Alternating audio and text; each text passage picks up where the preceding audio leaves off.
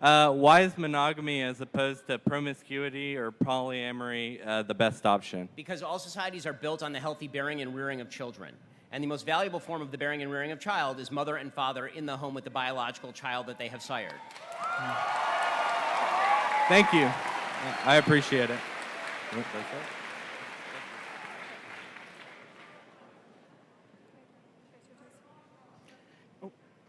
Yeah, hey Ben, my name's Nikita. Thank you for coming. Thank you to everyone who made this possible. I had a question real quick regarding abortion. When a woman knows that she's having an abortion and she knows that she's killing a human being, because we've seen videos of them bragging and saying, oh, I'm killing my baby, I don't care. What standard do we refer to? If we don't refer to the Bible as the standard of right and wrong, what standard do we refer to in telling her that she's wrong when she admittedly knows she's murdering a child? Well, I mean, if somebody knows that they are killing a child and they actually acknowledge that, this is not what I think most people do when they have abortions. I think they've been largely indoctrinated by our society and our media into believing that they're aborting something completely meaningless, a cluster of cells. They've been told that they're doing an act of good on their own behalf and that there is no countervailing value on the other side. So you're talking about the extraordinarily rare situation in which people are shouting their abortions because they know actively this is a human being and I'm killing it. I mean, honestly, it doesn't require the Bible to understand the sort of general note that you're not supposed to kill your own kids. And so if somebody fully acknowledges that they're killing their own kid, I don't think you have to cite to the Bible to say it is wrong to kill your own children. This exists across every culture, so far as I'm aware, that killing people generally is not a good thing. Now, I shouldn't say every culture, because there are ancient societies, Sparta used to leave enfeebled children out to die in the winter and that sort of thing. But the kind of general concept, which is it's bad to kill innocent babies, I think holds true for the vast majority of societies. I don't think you actually need to cite to the Bible to go there. All right. Hey, thanks.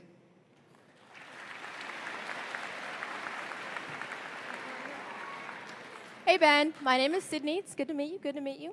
All right, here's what I believe. Democrats and Republicans use black people and minorities as pawns for their political gain. Joe Biden, for one, is a complete racist and has done nothing for my community. Kamala Harris is a complete traitor and added to the incarceration rates of my people and has the audacity to represent us. Do you believe in the notion that parties, Democrat and Republican, are using us for their own selfish gain to move their party forward? So I think that pretty much all political parties are built to use people for their own particular selfish gains in order to get in office. I mean, this is what political parties do. I don't think that's unique to any one political party. I will say that if a party does not serve the interests of the population it purports to serve, then the use becomes more obvious and more venal, more corrupt and more terrible. I think that the general way that parties ought to be appealing to people is not on the basis of race. This is why I think that the Democratic Party's appeal to black Americans is far uglier than the Republican Party's appeal to black Americans. I don't think that you see the Republican Party appealing to, quote unquote, the black community as qua the black community, or saying, as Joe Biden once suggested, that if you don't vote Democrat, you're not black. Exactly. Right? That's the sort of statement you really only see in the Democratic Party. So it is sort of one-sided that way. But yes, I mean, I think that if you are going to deal with people in a rational fashion in politics, you have to deal with them in the one-to-one individual level rather than treating them as parts of groups per se. Okay, thank you so much. Thanks.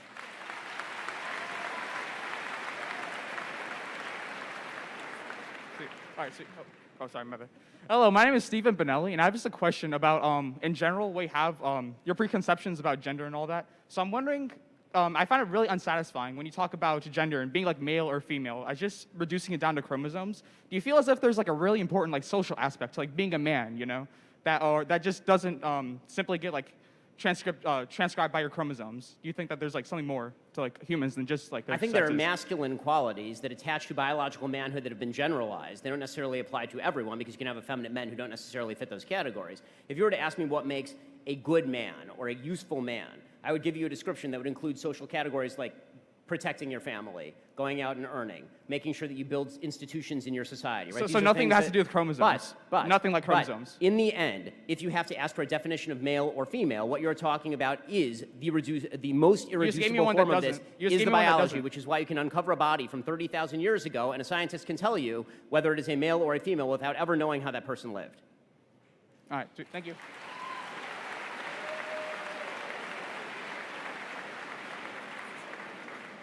Ben, how you doing, man? I've been watching you on YouTube for years, so it's kind of surreal standing up here on the mic, but you're the man. Hey, so quick question. Do you feel like it's reaching like a tipping point as far as all these things we hear about? It gets more and more radical. Do you feel like it's reaching a tipping point where as far as the media and stuff, their representation of this will change? Yes. I mean, I don't think the media's representation of it will change. I think more Americans will just turn away from the media.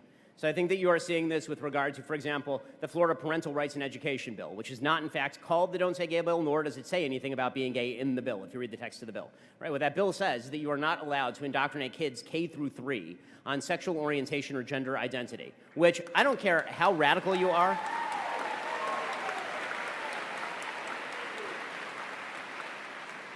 And I know gay parents who object to the idea that kids are meant to be innocent and they are meant to be protected. And when you stop protecting kids in favor of indoctrinating them so that you can have them mirror back to you your own political priorities and then make you feel good about yourself, this means that you're a selfish asshole. Okay, the reality is that if you're not protecting kids and you're instead using kids as tools for your own sick political agenda because you wish for approval in your private life from a 5-year-old, there's something wrong with you. And I think that people who are pushing this politically and in the media are not seeing the blowback that's coming. They've done. Honestly, I've never seen anything like it. I have never seen a political party and a media literally create an interest group out of parents. That's insane politics. It's insane. There's 63.1 million people in the United States who have a child in their home under the age of 18. To turn those people into a voter bloc is the greatest form of political insanity I've ever seen in my life, and yet the left seems confident in doing it. It's crazy. Yep. Thanks.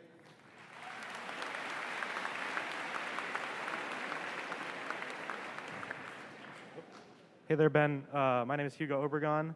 I just want to know, why do you think trans people are killing themselves because they're trans and not because, like, the way society treats them in the same way, like, the suicide rates of gay people go down as they're more accepted? So the suicide rates of gay people actually have gone down some, but not entirely. Unfortunately, the suicidal ideation rate among gay people remains very high. It's highly associated with depression and suicidality, even in very accepting areas like, for example, San Francisco. The suicidal ideation rate is still significantly higher than the non-LGBT community. Transgender suicidality rates, there's not been any meaningful study that I can see that suggests that socioeconomic status, for example, impacts this, or that mere acceptance changes the extraordinarily high suicidal ideation rates. In fact, there was a study from the Trevor Project that recently came out, and it looked at social acceptance in families, and what it found is that 40% of trans kids, or minors who identify as transgender, are still experiencing suicidal ideation, which suggests to me that this is not merely a question of people are being mean to people who are trans. Our society, as an overall affect, is much more accepting of people who consider themselves trans than it was, say, 10 years ago. The suicidal ideation rates remain precisely the same. They have not changed overall.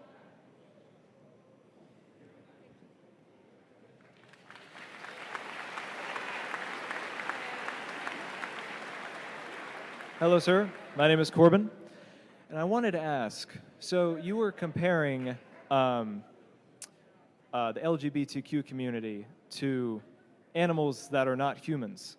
And I wanted to ask specifically... No, I was comparing the argument of transgender people to be a thing they are not to people who also claim to be a thing they are not. That was the argument.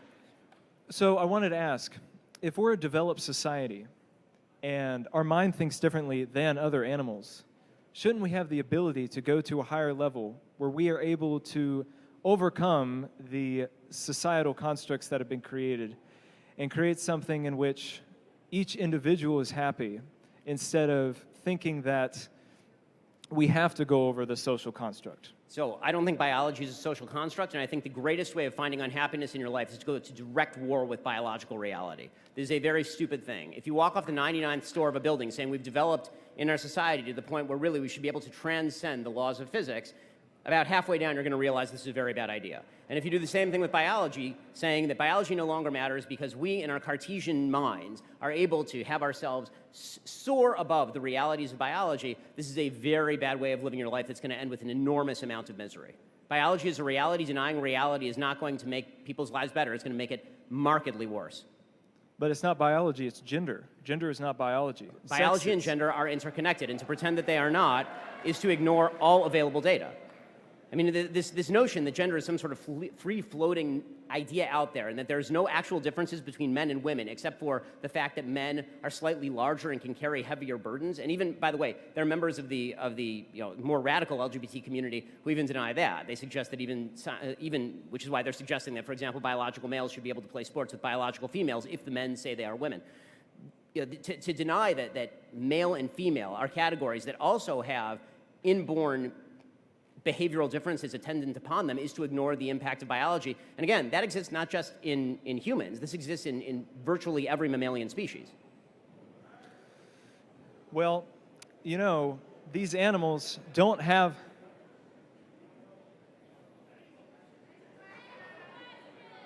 Okay. Well, These animals do not have the ability to think like that, but we do.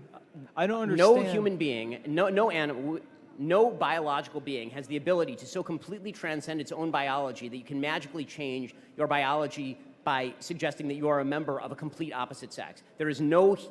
Maybe one day we'll discover an alien creature that can do this, or a non-mammal that can do this, or something. But the basic idea that through thought alone you can transcend all biological limits, again, this is just a recipe for a disaster, and especially when you're indoctrinating small kids who are innately vulnerable and frankly stupid. I have 3 of them. When you're indoctrinating small kids in these dumb ideas and confusing them, you're really damaging them. Then with children, shouldn't we guide them?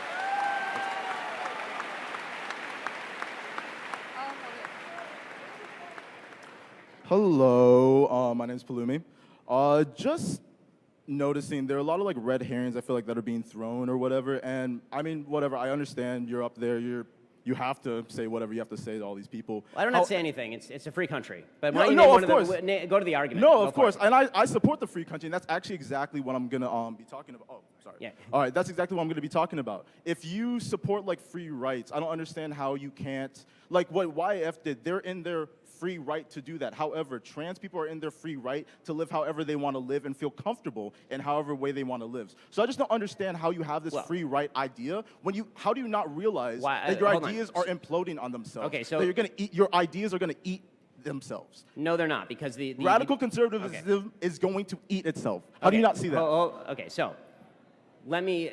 I'm wondering where you're getting the right to be comfortable in all your ideas. Are you defining the right Because it's to a free country. express your ideas as the right to be comfortable in all your ideas, or the right to have all your ideas affirmed? You're here denying my ideas. That's fine. That's good. Yeah. I appreciate that. Of course. Okay, well, if somebody makes an objective claim about reality that is untrue, you have no right for me to affirm your untrue claim about objective reality. That right does not exist. It has never existed, nor should it ever exist. Fair enough.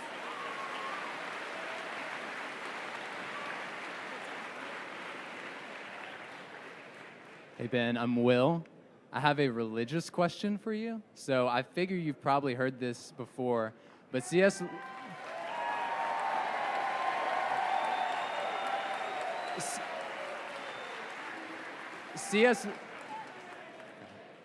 Lewis makes the argument that because of Jesus' exclusive claims, that he is either a liar that intentionally led people astray, a lunatic that believed that he was the Son of God and he wasn't, or he's Lord. Would you put him in one of those categories, or would you put him in another separate category? So, I mean, because I'm a Jew, I'm just going to, Right. I mean, look, I'm a Jew, so obviously for those who are not particularly versed in Judaism, the reason we're not Christians is because we don't believe that Jesus was the Messiah or a physical iteration of God. Right? So the answer that is typically given here is there is a fourth option, which is the belief in Judaism that the Gospels are unverifiable, and that they don't relate Jesus' own self-perception. So I've said this before, that it's not that Jesus was a liar or that he was a lunatic. It's that, you know, in Judaism, we don't actually believe that a lot of the claims that Jesus makes in the Gospels jibe well with what Jews even at the time would have claimed, right? Which is actually the claim that Christianity makes. Christianity also makes makes the claim that Jesus is making transformative claims that would have existed outside of Judaism. So obviously, if you're a Jew and you see those claims made, you're like, well, no Jew would make that sort of claim. That's a weird claim to make. Christians are like, right, no Jew would have made that sort of claim because he's God. Right, so the option from within Judaism is to suggest that Jesus was actually a historical figure who was saying a lot of things that Jews would agree with, because if you read a lot of the New Testament, it, as you would expect, mimics a lot of the things in the Old Testament, and that he was actually a political figure, and that the Romans crucified him because he was a political figure who was attempting to lead a rebellion against their tyranny. That's the Jewish historical claim about Jesus. Now, again, I'm not saying that Christians agree with that claim. They don't. This is why I'm Jewish. This is why you're Christian. Nor am I saying that if you're Christian, you shouldn't go to church. You absolutely 100% should. I'm trying to encourage more Christians to go back to church. I think that the future of the country is deeply reliant on the reinstitution of trust in the church as an institution. Thanks, Ben.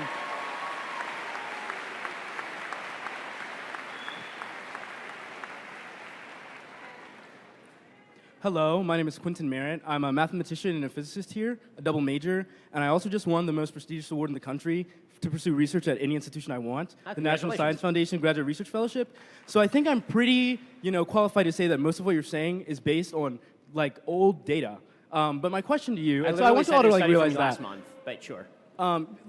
For example, gender identity disorder, that's the DSM-4, bro. We use the DSM-5 now for psychologists to be able to talk I literally about... cited the DSM-5 in the speech, and it's called gender dysphoria, which is I the term literally that I said- use throughout the speech, not gender You identity sound like a disorder, which bozo, is how it's bro. identified And you in get the no DSM-4. pussy, and you can't even make your wife wet, bro, so what's good?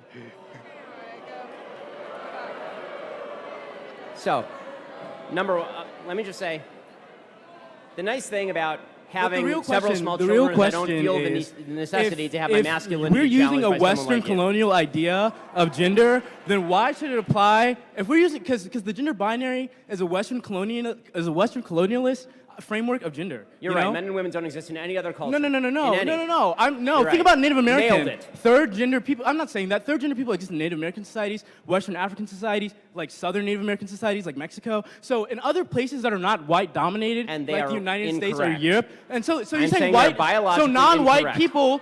I'm a mathematician and a physicist. You cannot tell me. So I have a question. And also, you're not a biologist. So I have a question. I'm 20. As a mathematician and a physicist, what in the hell do you know about human biology? And you got that your allows law you to degree from deny it this Harvard. way? What do you know about biology?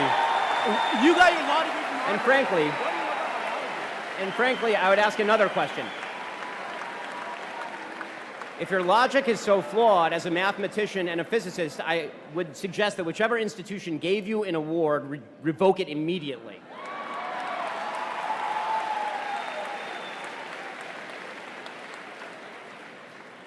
Hi, Ben. My name is Emily.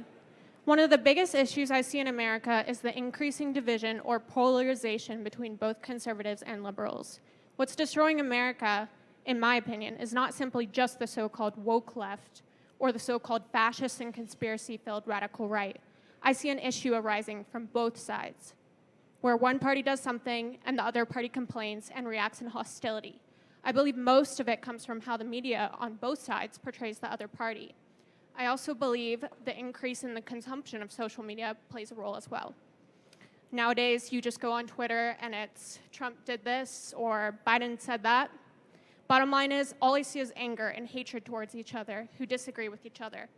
How can we get anything done if this anger continues? I mean, we see it up here, clearly.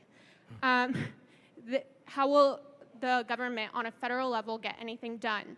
This makes me concerned for the future of America. And I know there's no legislation we can pass that just says, you know, hey, we can all get along and be friends. But, you know, there's got to be some type of strategy we can use to mitigate this division. So a few things. One, you know, I think that clarity in politics is useful. So clarity, as my friend Dennis Prager has suggested, clarity before agreement, I think is sometimes useful. Where we disagree, it's important to see why we disagree and what those disagreements are, because sometimes it turns out the disagreements are actually smaller than you thought they were when you first sat down with the person, which is why conversations are really necessary and good. It's why I sit down with people on the other side of the aisle, I would say probably more than nearly any other major political figure, certainly on the right. I don't see a lot of it happening on the left either. You know, as far as social media, it obviously exacerbates divisions. You can get echo chambers for sure. It's also true that without social media, you don't have an echo chamber. You just have one sort of media hegemony from one particular side of the aisle. So I'm very grateful that social media exists so that you can rebut some of those points. Listen, I'd be a hypocrite to say I don't appreciate social media. It's made me wealthy and famous. But I also think that what you're really talking about is the death of institutions. And institutions are not built nationally, they're built locally. So the great discovery of the founders and really of Montesquieu before them is that if you wish to build social institutions, that has to start at the very local level. It starts with your family, and then it starts with your local community, your church, your religious community, and then as you abstract up the scale, you need to have less in common with people. So, you know, when I lived in California, I had to have more in common with my neighbors than I did with somebody who lived in New York. Now that I live in Florida, which is a much redder state, I have to have more in common with my Florida neighbors than Florida has to have with California. But that requires an agreement that at the top level of government, people are essentially going to leave each other alone. What it means is that you can do more in the local context because you agree more with your neighbors, right? Inside your local community. Inside, for example, I'll just give an example, say tax policy. So inside my religious community, we all give a lot of charity. Okay, we have a lot of charity. I know a lot of churches tithe, a lot of synagogues tithe as well. And that's very comfortable and fine because you know all of your neighbors and the people to whom you are tithing. As you abstract up the scale, the attempt to make somebody give money to a person they've never met far across the country who doesn't share their priorities is going to run into a few obstacles. And so what you need is a recognition that local governance is best governance. They're going to have more agreement in social fabric at the local level. And one of the big problems with social media is it's nationalized every single issue. Every single issue becomes a national issue. Something happened in your local community, we're supposed to care if a school board in Indiana takes a book off its reading list, right? This is something we're supposed to care deeply about. When you nationalize every issue, it makes everybody feel like they're in each other's business, even when you've never met this person and this exists several thousand miles away. So this is why I've said before, on a governmental level, I'm very conservative at a local level, and as you abstract up the scale, I'm more and more libertarian, because you need a more libertarian federal government, because you can't have it cramming down standards that a huge number of people disagree with and hope to maintain a social fabric. Thank you.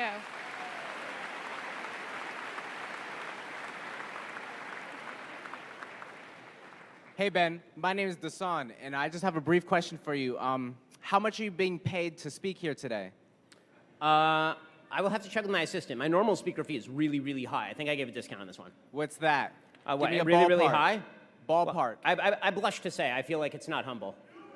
I'm curious. I'm very curious. Well, you're very curious what my normal speaker's fee is? Yes. I'm not charging my normal speaker's fee to Young America's Foundation for this particular speech, but if you contact my assistant, Kelly, But I want to hear it from you.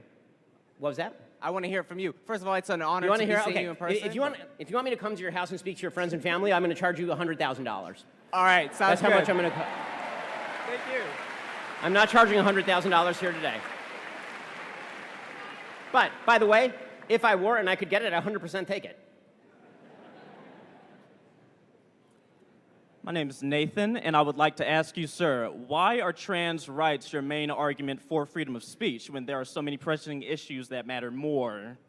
Because the main argument against freedom of speech that is being made in today's America is that you ought to be deplatformed, banned from social media, maybe ostracized socially, and maybe targeted governmentally if you refuse to go along with the basic biological lie that a male is a female or a female can be a male. It is a large-scale attack on freedom of speech. This is a large-scale defense of freedom of speech on the same point. Thank you.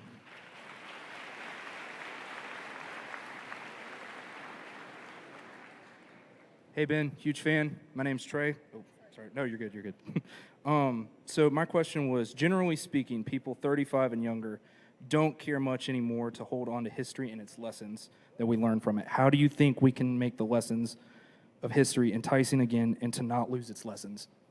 So I think that to make history lessons enticing, you really have to immerse people in what people thought at the time. And this is something we're very hesitant to do. I think one of the reasons that we've sort of bled out of history a little bit is because people are very hesitant to try and identify with people inside history, because after all, we're all better people than the people in history. We're all smarter and better. And this is what we've mostly learned from Nicole Hannah-Jones and company. Congratulations to UNC, by the way, on not having Nicole Hannah-Jones as a tenured member of their faculty in general. But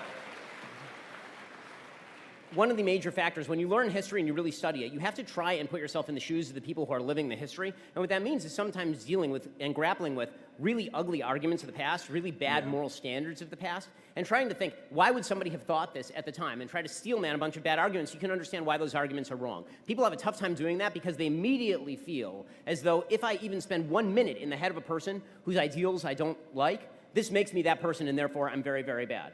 And the problem with this, of course, is that to study history and to prevent it, you have to understand human beings are inherently sinful, and 100 years, forget 100, 10 years from now, people are going to look back at a bunch of the thoughts that we have, and they're going to be judging us for how terrible we are at the time. And so if you wish to foreclose the worst in human nature, if you wish to stop yourself from being the worst version of you, you have to spend some time thinking about some of the worst thoughts humans have ever had and say, why did people agree with this? Why were people willing to go along with this? That's the best way to learn and not fall into the same traps. Right, that makes sense. Thank you.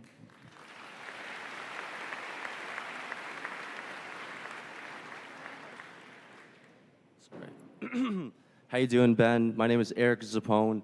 I actually drove in with a couple of my friends from Elon University. Thank you for coming.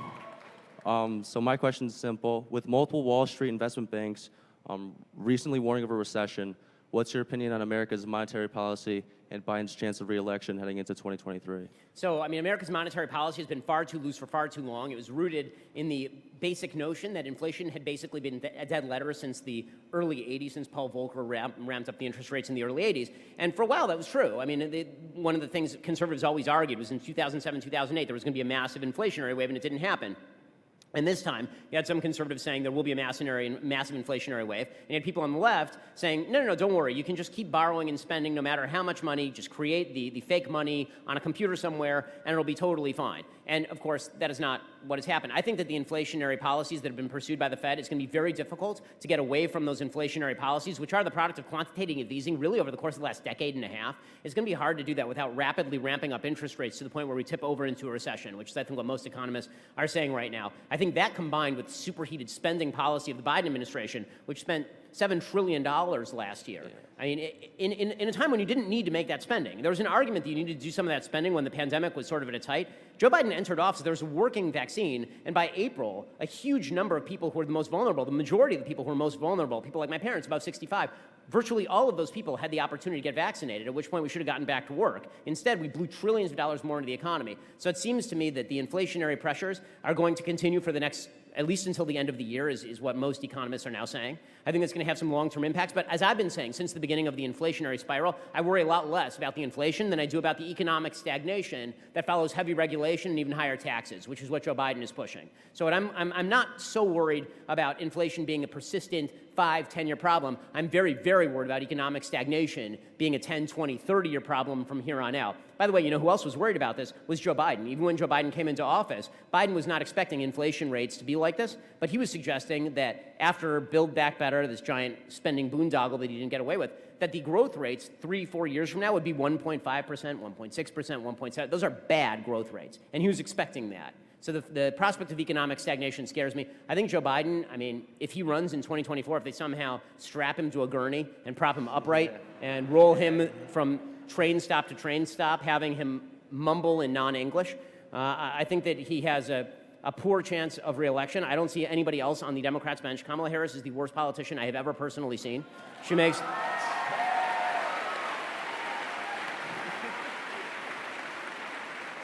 Kamala Harris makes Hillary Clinton look like the apex of human charm. And they have nobody else on the bench. I mean, Pete Buttigieg's record is abysmal. He's done a terrible... I mean, when you can go missing from your job for 2 full months and no one notices, this is a good indicator that you're not fantastic at your job. So they have a really, really thin bench. The biggest mistake, in my opinion, that Republicans can make, frankly, is to renominate President Trump in 2024. I think that's a mistake. The reason I say that's a mistake, he could beat Biden. I'm not saying he can't beat Biden. He could. The problem is that he is an established figure, and whoever the election is a referendum on loses. In 2016, the referendum was on Hillary Clinton. She lost. In 2020, the election was a referendum on Donald Trump. He lost. If he runs again in 2024 and he's the nominee, then it's a question. Is the election a referendum on Biden, or is it a referendum on Trump? If you get some new blood in there, I'd say my favorite governor, Ron DeSantis. DeSantis.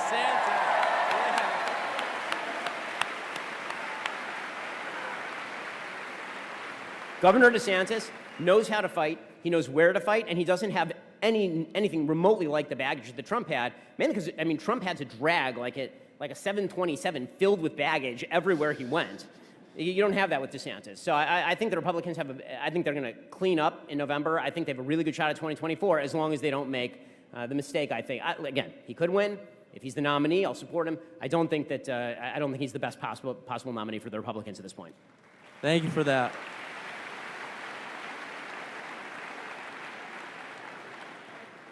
Hey, Ben. My name's Jack St. Pierre from Elon, North Carolina. I'm here with the Sig Pi Boys. So my question for you is, what's up with the Batman movie, man? I saw your review. Yeah. Okay, so quick poll of the room. Who saw The Batman? Yeah, a lot of people. Okay. Okay, and quick show of hands, who liked The Batman? Okay, who didn't like The Batman? Okay, yeah, me and all 7 of you. Okay, so if you want to see my full 20-minute review of why I didn't like The Batman, it's available on YouTube. I had to cut it down to 20 minutes. Originally, it was 4 hours long. I think that the Batman fundamentally misunderstands the character of Batman and is a referendum on why Batman is bad to fight criminality and really why he needs to become Superman and lead suffering people onto roofs of buildings and medevac them. That's really not Batman's job. So that's sort of my key criticism of the film. Also, Batman, it turns out, is a really bad detective because the Riddler just gives him the entire plot of the movie all the way through the movie and then randomly decides to... Okay, I'm not going to stop there. I don't want to spoil it for those of you who haven't seen it. Okay, fine. Thank you, Ben.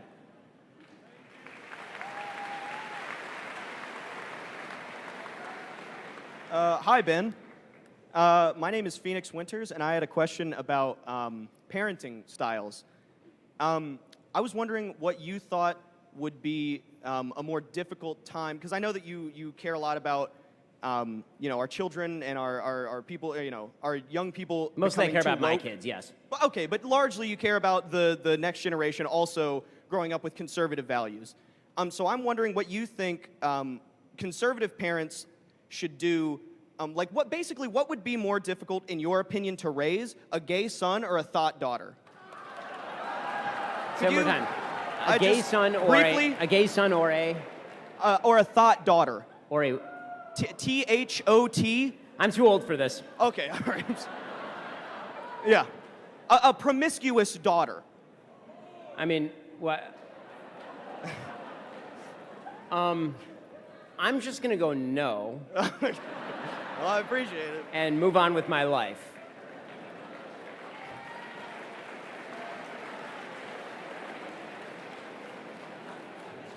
Hey, man. Sometimes, you tell people to ask new questions. Sometimes they do. It's weird. Sorry. Okay. What's up, man? Howdy. My name is Mason, and I wanted to ask, you mentioned earlier it would cost you $100K to get you to the house. What about your sister? Well, you'll have to ask for her speaker's fee. She's a very talented woman who's in demand. Also, she has a brand new baby, so it's going to be hard to get her to speak. Congratulations on the baby.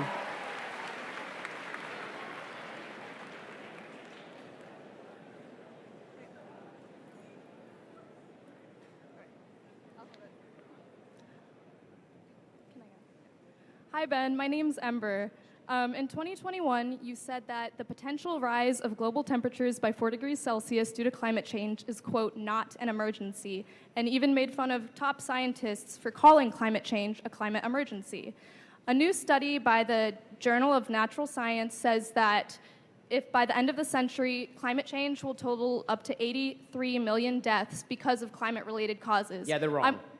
Sorry, go ahead, but continue, but I'll explain why. Go ahead. I'm wondering, Ben, why you believe that climate change is not an emergency. Okay, because they're wrong. So now here's the, sorry, I didn't let you get to the question mark. The reason that they are wrong is because all of these studies are done in the absence of mitigating measures. So as I've said before, when I talk about climate change, when you're talking about climate change, there are a couple of things human beings can do. And by the way, I accept IPCC estimates. They range from sort of the mild, like 1.5 degrees Celsius, all the way up to the not very mild, like 4 degrees Celsius, again, over the course of the century. And because there is this range, the more extreme versions of this, the 4 degrees Celsius, whenever you read the IPCC reports, which I have, when you read those reports, they say in them that they have very low confidence that some of the more catastrophic sort of predictions are going to occur. They will say low to moderate confidence. The less catastrophic predictions, they'll say more like high confidence or fair high confidence, that kind of stuff. Okay, here is the thing.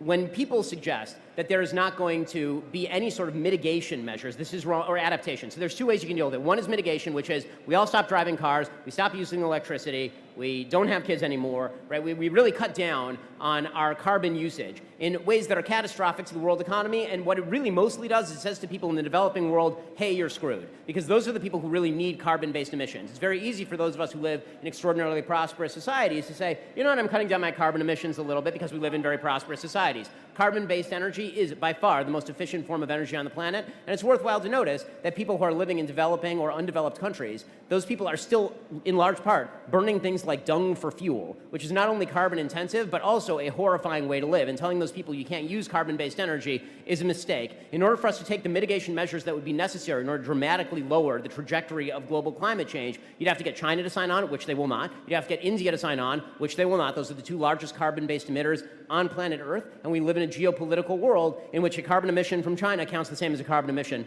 from the United States, which says, again, this doesn't mean there's nothing we can do. It means what we ought to be doing is the thing that will prevent the 83 million deaths, which is why I'm very confident it will prevent the 83 million deaths, adaptation. This means, for example, that we build seawalls. The simple fact of the matter is that New Orleans exists below sea level. When the seawalls, when levees were breached because the levees were poorly built, it killed 10,000 people. When the levees, last time around, this last year, there was a major hurricane. It swept directly through the exact same area, and pretty much no one was killed. The reason being, the levees were much better built. When you're looking at coastal, low-lying areas, seawalls have been built in places in Miami, in places in Seattle. Geoengineering, which is a methodology that's being explored largely in some of the northern European countries for actually changing the climate itself by, for example, shooting particular types of material into the air. These sorts of solutions are things we should be pursuing. They're a lot easier to do because technology is a lot easier to do than anything remotely approaching a global carbon tax, which will, number one, be unsuccessful, and two, will not mitigate the effects on the climate nearly as much as you're talking about. Human beings are great at adaptation, and we suck at mitigation. And as I've said before and been mocked for it, the simple fact of the matter is over the course of the next 100 years, when you see all these maps and it's like this area will be flooded and all those people will be dead. No, because they won't be living there. Because as it turns out, when the tide rises, people move inland. This is what has been happening throughout human history. Not a huge number of people were killed, presumably, when the land bridge between Russia and Alaska from which Sarah Palin could see, right? When that land bridge ended up being covered up in water, there weren't tens of thousands of people who died in that because it took thousands of years for that to be covered up by water. Slow-moving crises are not crises. They're problems, not emergencies. All right, we have time for one last question. Hello, Ben. My name is John. I'm a big fan. My question is, do you think that it's appropriate that the right generally promotes Christianity in the state when America was founded on separation of church and state? So I don't think that the right does generally promote Christianity in the state, considering that the Supreme Court has forbidden everything up to and including prayer in schools, which is a ridiculous anti-constitutional decision.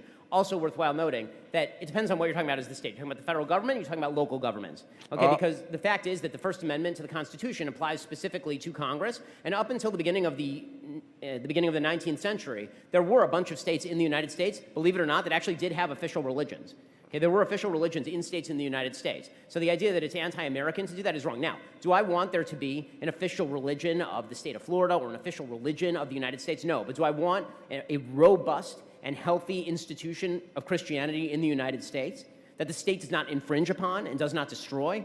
Absolutely. It's my view that religion can only truly be built ground up. It's built by local communities, by church-going people, by synagogue-going people, people who make social ties with one another, but religion can be crushed top-down. And so my goal is to prevent the state from crushing religion top-down so religion can flourish bottom-up. That's the first step. And I think right now the biggest problem we have is not the state promoting religion, it's the state actively discouraging and quashing religion from the top levels up to and including the idea that you are now in certain public schools forced to indoctrinate your kids, in particular not only anti-religious ideologies, but anti-science ideologies as we've discussed here today. Thank you so much. Hey, thank you so much. I really appreciate it. Thanks for coming out. And thanks for all your hard work.